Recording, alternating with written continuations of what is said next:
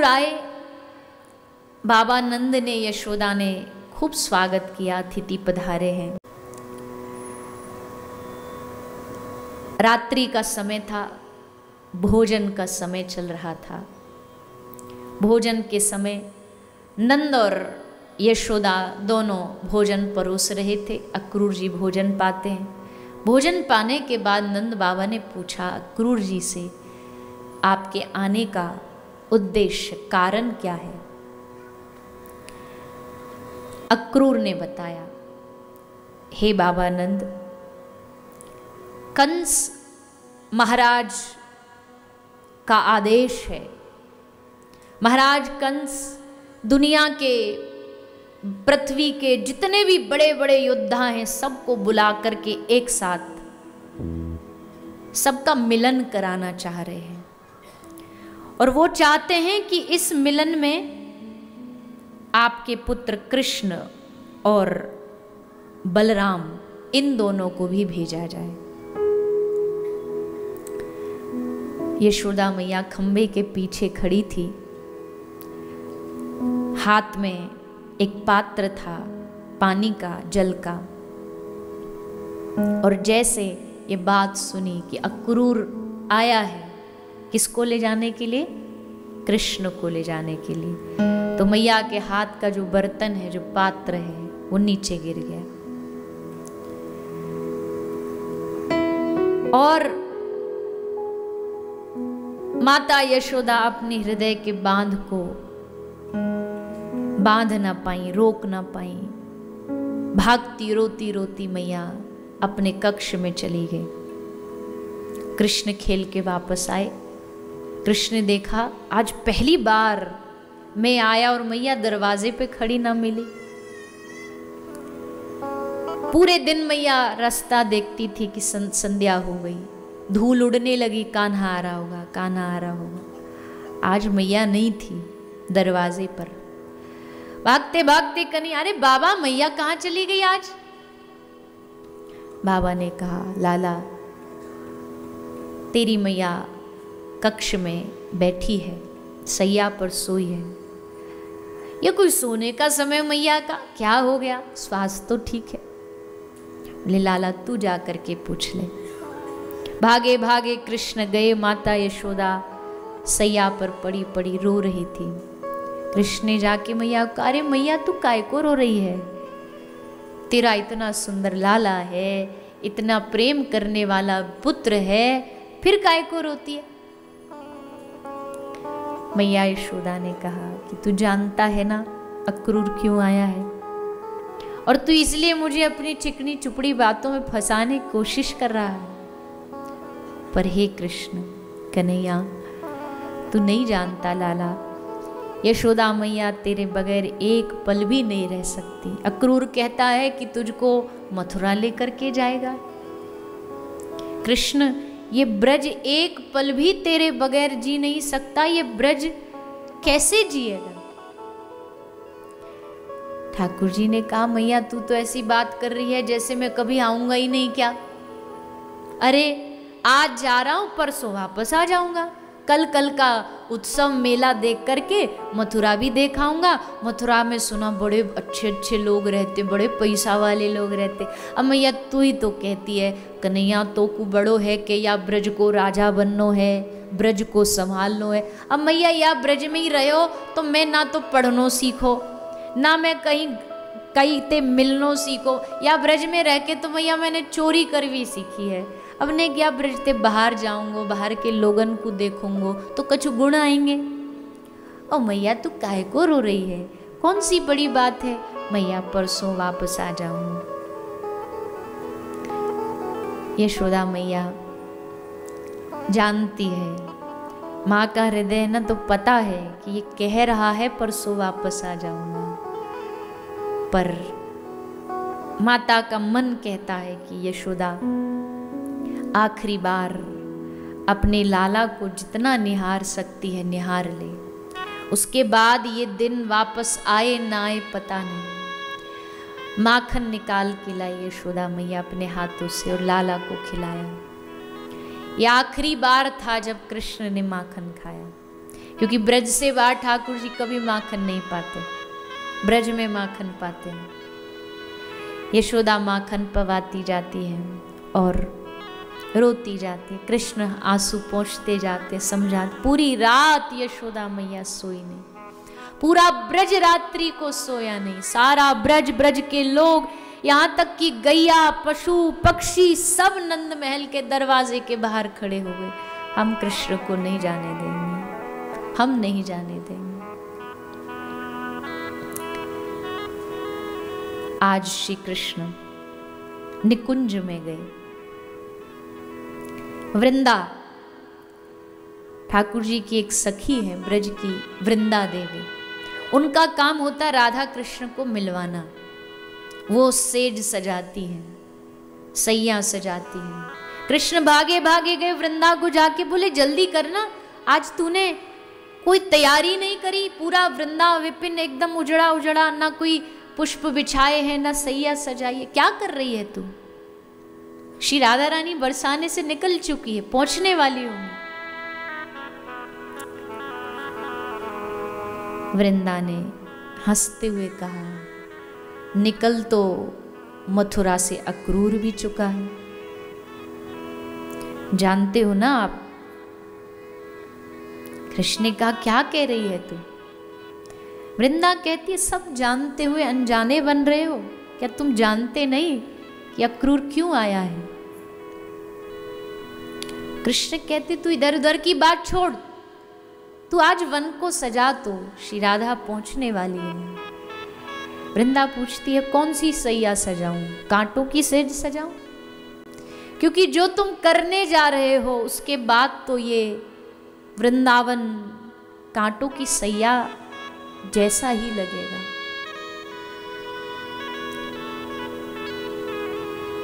कृष्ण ने कहा वृंदा तू तो समझ सकती है, मुझे दैत्यों का संहार करना है, मुझे अपने अवतार का कारण पूरा करना है। वृंदा ने टेढ़ी नजरों से देख के कहा अच्छा, बड़ी चिंता है तुमको दैत्यों के संहार की, लेकिन तुम्हें इस ब्रज के लोगों की चिंता नहीं है कि जब तुम चले जाओगे तो इस ब्रज को कौन बचाएगा? तुम जानते हो ना कि तुम्हारे जाने के बाद इस वृंदावन में आंसुओं की बाढ़ आ जाएगी। उस बाढ़ में जब ये वृंदावन डूबेगा तो कौन बचाएगा? बस बातें चली रही थी कि इतने में आवाज आई राधा रानी की, कहाँ हो श्याम सुंदर, कहाँ हो प्यारे? कृष्ण ने अपने आंसू पोंछे। आई श्री राधा रानी पास और वृंदा कहती है जाओ कह दो, बता दो। आ गई श्री राधा रानी। कृष्ण हाथ जोड़ के वृंदा से कहते वृंदा मैं ना कह सकूंगा, मैं बोल ना पाऊंगा श्री राधा रानी के सामने। मेरे हृदय में इतनी ताकत नहीं कि मैं राधा को कह सकूं कि ये हमारी आखिरी मुलाकात है, ये हमारी आखिरी भेंट है। वृंदा कहती है ठीक है तो सजा देती हूं आपके लिए विरह की सेज। और बस इतने में श्री राधा रानी आई और जैसे श्री राधा रानी आई देखा कि श्री कृष्ण के आंख में आंसू। राधा रानी को एकदम आश्चर्य हुआ, ऐसे कैसे हो सकता है? लगता है मैं जो बार बार मान करती हूँ, बार बार रूठ जाती हूँ, इससे नाराज हो गए मेरे श्याम सुंदर, दुखी हो गए इसलिए रो रहे हैं। आज तक तो आपको कभी ऐसे मैंने देखा नहीं रोते। रोना बहुत बार देखा है श्री जी के विरह, पर आज ये आंख के अश्रु कुछ कह रहे हैं, क्या बात है? कृष्ण श्री राधा रानी के चरणों में बैठे और अपने सर का मुकुट उतारा। कहते हैं ना जब आदमी हार जाता है, जब उसको दिखता है कि उसका अब वो कर्जा नहीं उतार सकता, उसके पास देने के लिए पैसा नहीं, तो अपने सर की पाग उतार के उसके चरणों में रख देता है कि भैया मेरे बस की बात नहीं। तो श्री कृष्ण ने भी अपने माथे का मुकुट उतारा और श्री राधा रानी के चरणों में रख दिया और हाथ जोड़ करके कृष्ण ने कहा कि हे राधा, मैं तेरा जन्मों जन्मों का अपराधी हूँ, मुझे क्षमा कर दो। और आज पहली बार श्री कृष्ण राधा रानी से नेत्र नहीं मिला पा रहे, नजरें झुकी हुई हैं और नीचे देख करके रोते हुए श्री राधा रानी से कहते हैं। इतने में ग्वाल बाल भागे भागे आए, ओ कन्हैया अरे सुन तो जरा, अरे भैया देख देख एक मथुरा से रथ आया है। और जैसे रथ आया तो रथ से अक्रूर नीचे उतरा। राधा रानी ने पूछा श्याम सुंदर से, कौन है ये? प्रभु चुप रहे। फिर कहा, बताओ ना कौन है ये? कृष्ण ने कहा, कोई नहीं। श्री राधा रानी कहती है, अरे मुझे नहीं बताओगे? साथ में वृंदा खड़ी है, कहती है, हाँ हाँ बता दो ना कौन है, कह दो ना अक्रूर आया है मथुरा से, और ये भी बता दो कि तुम व्रत छोड़ करके जा रहे हो। जैसे श्री राधा रानी ने सुना तो एकदम स्तब्ध हो गई। क्या कह रही है वृंदा? सच ही तो कह रही हूं, नहीं यकीन हो तो पूछो इनसे जो तुम्हारे चरणों में बैठे। ये वृंदावन छोड़ करके जा रहे हैं और कभी ना लौटेंगे, ये भी हमको पता है। क्योंकि एक बार जिसको शहर के वैभव का रस लग जाएगा तो हम गांव के गंवार लोगों से उसको क्या लेना देना। जैसे वृंदा ने कहा, पूरा वृंदावन रो उठा कि श्री कृष्ण जा रहे हैं। राधा रानी ने अब भी नहीं माना। राधा रानी ने सोचा ये ऐसे ही सखियां कभी कभी रस बढ़ाने के लिए विनोद करती रहती हैं। चुपचाप वो घर आ गई वापस कि ये सब बेकार की बातें। राधा रानी ललिता से कह रही है, देखना ललिता, आज वृंदा ऐसे ऐसे बोल रही थी, कृष्ण जा रहे हैं। अरे कृष्ण कभी छोड़ के जा सकते वृंदावन को? वृंदावन तो उसका प्राण है, वृंदावन तो उनका मन है। ललिता का हृदय एकदम जल रहा है कि इसको कैसे समझाऊं कि ये मजाक नहीं है, ये विनोद नहीं है, कृष्ण वास्तविकता में जा रहे हैं। राधा रानी कहती है, चल मेरे साथ नंदगांव चल, अभी ये बात झूठी साबित कर देती हूँ। यशोदा मैया को पूछूंगी, यशोदा मैया एक क्षण में बता देंगी कि ये कन्हैया बार बार नाटक करता रहता है। हाथ पकड़ करके श्री राधा रानी ललिता को लेकर के नंदगांव पहुंची। एक रथ भी खड़ा है सामने, लोग खड़े हैं नंदगांव के महल के बाहर। अक्रूर को देखा, अरे तो वही आदमी है, वहां मिला था। तो पूछा, कौन हो तुम? अक्रूर ने कहा, मैं कृष्ण का काका अक्रूर। फिर राधा रानी ने देखा, पहले तो नहीं देखा तुमको कभी, यहाँ पहली बार आए हो? हाँ, क्यों आए हो? मैं कृष्ण को लेने आया हूं। सब सखियां खड़ी खड़ी सोच रही है, क्या बोल रहा है? एक बार कम से कम सोच तो लेता कि मैं लेने आया हूं, इस बात को सुनकर के इस पर बीतेगी क्या? श्री राधा रानी ने कहा कि तेरा नाम अक्रूर रखा किसने? अरे यथा नाम तथा गुण, तू अक्रूर नहीं है, तू तो क्रूर है। तू हमारे प्राण धन को हमसे छीन करके ले जा रहा है। ललिता ने पूछा अक्रूर से, किससे पूछ के ले जा रहा है? अक्रूर ने कहा, नंद बाबा से पूछा। और किससे पूछा? यशोदा से पूछा। गोपियां चिल्ला उठी, हम गोपियों से पूछा? हमारी राधा रानी से पूछा तूने? बस आया और मैं कृष्ण को ले जाने आया हूं। क्या अधिकार है तेरा ले जाने का? अक्रूर कहता है, हे गोपियों, मेरे पास तुम्हारे प्रश्नों का कोई उत्तर नहीं। समझ लो विधि का विधान है। गोपी कहती है, विधि और ये विधान ये सब हम इनमें नहीं मानती। हमारे लिए विधि भी कृष्ण है, हमारे लिए विधान भी कृष्ण है, हमारे लिए हमारा परमात्मा भी कृष्ण है। तभी कृष्ण आए, रथ पर बैठे। रथ पर बैठकर रथ चलने लगा। दूसरी तरफ मां यशोदा जैसे कृष्ण निकला बेहोश होकर के गिर पड़ी। किसी ने आके मैया के मुंह पर जल डाला, मैया तेरा लाला जा रहा है, एक बार अंतिम समय में एक बार उसको गले लगा ले।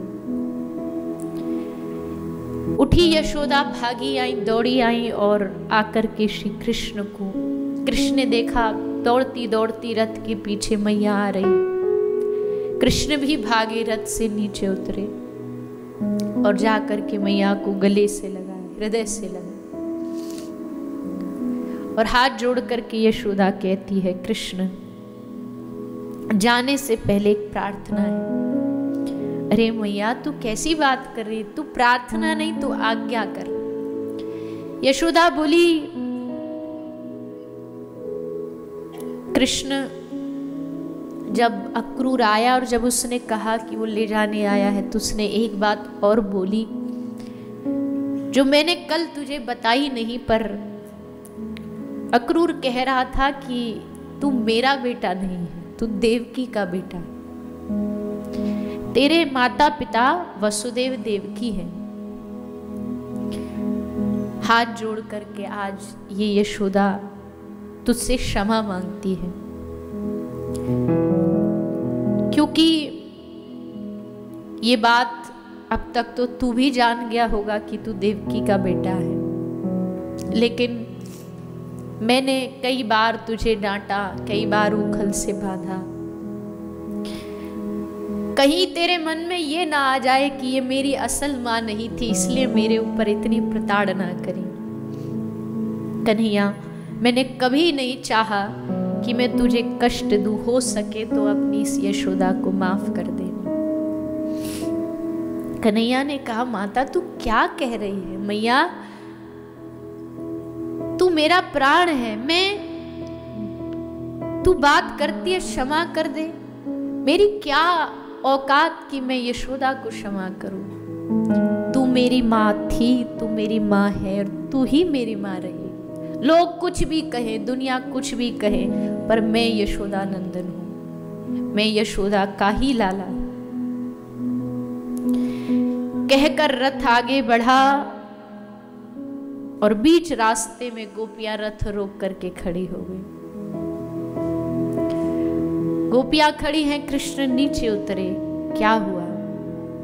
गोपियों ने कहा, उनसे आज्ञा लेने नहीं जाओगे एक बार? कृष्ण ने पूछा, कहाँ है वो? तो बोला, यमुना के घाट पर बैठी है। कृष्ण गए, श्री राधा रानी के सामने बैठे। राधा रानी समझ गई कि बोल नहीं पा रहे, बोली, कुछ तो बोलो। कृष्ण ने कहा, राधा जाना पड़ेगा। राधा रानी ने पूछा, फिर कब आओगे? कृष्ण ने फिर कहा, कर्तव्य निभाना पड़ेगा। समझ गई श्री राधा रानी की उत्तर देने में यह असमर्थ है, झूठ बोल नहीं सकता। कृष्ण ने अपनी हाथ से बांसुरी निकाल करके श्री राधा रानी के चरणों में रख दी, क्योंकि ब्रज से जाने के बाद कभी कृष्ण ने बांसुरी को छुआ नहीं, बजाया नहीं। और श्री राधा रानी को दे के कहा, राधा ये मेरी अमानत है, इसको तू अपने पास रख और जब याद आए इसको बजाना। राधा रानी ने कहा, कैसे बजाऊंगी? ये तुम्हारी बांसुरी है, मैं इसकी पूजा करूंगी, मैं इसको हृदय से लगाऊंगी। नहीं, जब याद आए बजा लेना। राधा रानी ने कहा, फिर तो कभी नहीं बजाऊंगी, और हंसी बड़ी जोर से। क्यों नहीं बजाऊंगी? याद आएगी तो बजा लेना। याद तो उसकी आती है जिसको भूलते हो। मैं जब तुमको भूल ही नहीं पाऊंगी तो याद कहाँ से आएगी? विरह इतना बढ़ रहा है कि कभी श्री राधा रानी एकदम जड़ बन जाती है, कभी कभी रोती है। और जैसे कृष्ण निकले तो राधा रानी चीख करके बोली, मत करना, मत करना, कभी भी प्रेम मत करना, इस छलिया से कभी मत करना। बड़े दयालु प्रियतम है, देखो कितनी कीमती वस्तु देकर के जा रहे उपहार में। आंख में आंसू, हृदय में विरह, यही देन है। हम रोते रहेंगे, आह भरते रहेंगे और तुम्हारा स्मरण करते रहेंगे। आज पूरा वृंदावन जड़ बन गया, बंदर शांत हो गए, गायों ने रंभाना बंद कर दिया, यमुना ने बहना बंद कर दिया। आज इस कृष्ण की विदाई को ये वृंदावन सहन नहीं कर पा रहा। कृष्ण कहते कितना दूर है मथुरा, आ जाना। राधा रानी ने कहा नहीं, हम कभी मथुरा नहीं आएंगी। क्यों? क्योंकि हमें राजाधिराज कृष्ण नहीं चाहिए, हमें ब्रज वाला कान्हा चाहिए, वो मथुरा में नहीं मिलेगा। और प्रेम की अपनी ठसक होती है, प्रेम की अपनी चाहत होती है। जैसा प्रेमी चाहिए हम उसी का रूप दर्शन करेंगे। रथ पर बैठे कृष्ण, अक्रूर बैठा था। गोपी ने कहा तुझको क्या कहे, तू क्या प्रेम को समझता, तुझे एक ही बात कहेंगे, तेरी यात्रा शुभ हो बस, क्योंकि तू प्रेम तो समझ नहीं सकता। गोपियों का झुंड आज श्री कृष्ण के विरह में अपने आप को एक दूसरे को संभालती हुई आगे बढ़ी। रथ आगे बढ़ा और जैसे रथ आगे मथुरा की ओर बढ़ा, सारी गोपियां एक एक एक एक करके वहीं मूर्छित होके गिर पड़ी। श्री राधा रानी मूर्छित होके गिर पड़ी। 5 दिन तक श्री राधा रानी बेहोश होकर के ब्रज की भूमि में पड़ी रही। ललिता, विशाखा, जितनी सखियां हैं, सारे ब्रज के वैद्यों को बुला लाई, कोई हमारी राधा को ठीक कर दे। पर कैसे ठीक करे? जो रोग है वो तो मथुरा में है, रोग भी वही है, रोग की दवाई भी वही है। जैसे 5 दिन बाद होश आया, एकदम जाग करके श्री राधा रानी बोली कब आएंगे, कब आएंगे?